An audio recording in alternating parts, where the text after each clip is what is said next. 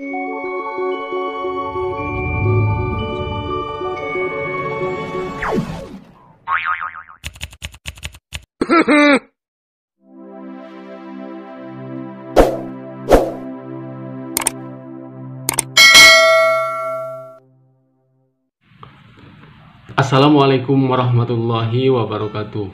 Sampurasun, kumaha dararamang.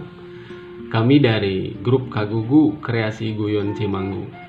Kali ini akan memperkenalkan salah satu kosakata bahasa Sunda yang artinya makan. Karena dalam bahasa Sunda itu ada beberapa kata yang artinya dalam bahasa Indonesia itu cukup satu. Salah satu contoh adalah makan. Dan apabila nanti dalam penggunaan bahasanya ada yang kurang tepat, mohon dimaafkan.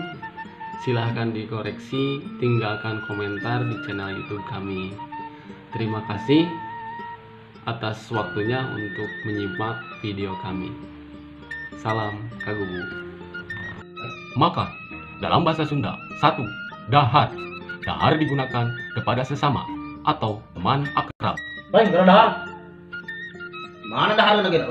2. Mam. Mam digunakan kepada anak kecil. Dede, atas mam teh acan. Acan, 3. Neda.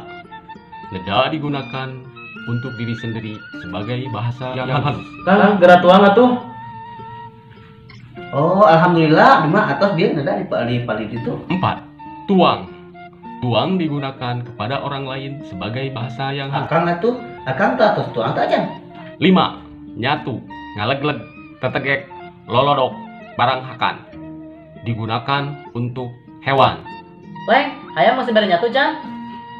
Geus, ditinggal teh bieu teh jeung meri ke lolodok. Kapan kamari di lodok?